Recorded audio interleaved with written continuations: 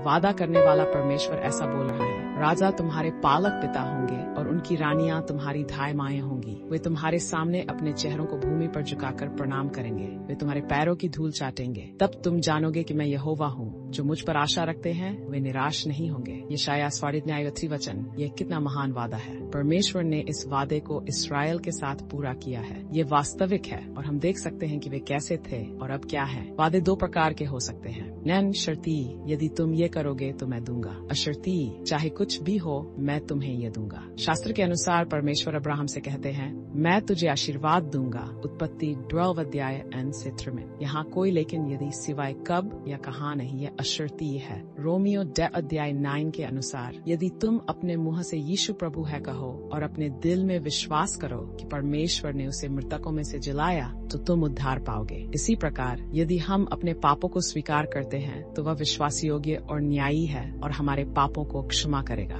और हमें सारी अधर्मता से शुद्ध करेगा। यूहन्ना ये शर्तीय है। हमारे उद्धार के लिए उसकी एक शर्त है, लेकिन उसके आशीर्वाद के लिए कोई शर्त नहीं थी। हम किसी पर कैसे विश्वास कर सकते हैं यदि वे कुछ वादा करते हैं? यदि मैं कहूँ कि मैं तुम्हें तुम्हारे जन्मदिन पर 1 करोड़ का उपहार दूंगा, तो क्या तुम मुझ पर विश्वास करोगे? तुम वादे पर उस व्यक्ति की प्रकृति और उसकी क्षमता के आधार पर विश्वास करोगे, है ना? हम परमेश्वर पर कैसे विश्वास कर सकते हैं? चार्ल्स स्टेनली के उपदेश में मुख्य बातें। उसका चरित्र पा, उसकी क्षमता, उसके चरित्र को देखें।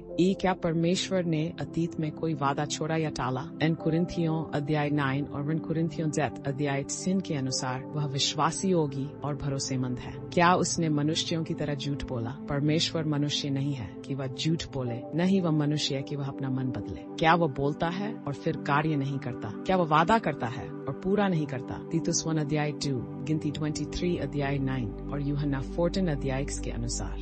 क्या वह बदला? परमेश्वर अपरिवर्तनीय है। वह मलाकी 3 अध्याय में कहते हैं, हे याकूब, मैं यहोवा नहीं बदलता, इसलिए तुम नष्ट नहीं हुए। जो तुमसे प्रेम करता है परमेश्वर प्रेम है। अगापे प्रेम, जिसे अक्सर प्रेम का सर्वोच्च रूप माना जाता है, निस्वार्थता, बलिदान और दूसरों के प्रति बिना शर्त देखभाल को समाहित करता है। बाइबल में न 6 बार उसके अगापे प्रेम का वर्णन किया गया है। एन कुरिन्थियों 3 में वर्णित उसके बलिदानी प्रेम के रूप में यूहन्ना 15 अध्याय 30 में। और जो कोई प्रेम में रहता है वह परमेश्वर में रहता है और परमेश्वर उसमें, जैसा कि यूहन्ना 4 अध्याय 6 में है। क्या तुम्हें उसकी क्षमता पर कोई संदेह है? वह एल शद्दाई, एलोहिम, एलोलाम है। सर्वशक्तिमान, भजन संहिता 1 अध्याय 10, सर्वज्ञानी, इब्रानियों 4 अध्याय 4, सर्वव्यापी, भजन संहिता अध्याय 1 से 4, अपरिवर्तनीय परमेश्वर, महान सृष्टिकर्ता। यशायाह 5 अध्याय 2 से 3 में वह कहते हैं, सिर्फ एक डांट से मैं समुद्र को सुखा देता हूँ, मैं नदियों को रेगिस्तान में बदल देता हूँ। उनकी मछलियाँ पानी की कमी से सड़ जाती हैं और प्यास से मर जाती हैं। मैं आकाश को अंधकार से ढक देता हूँ और उसकी आवरण को टाट बना देता हूँ। परमेश्वर तुम्हारी परवाह करता है, जैसा कि भजन संहिता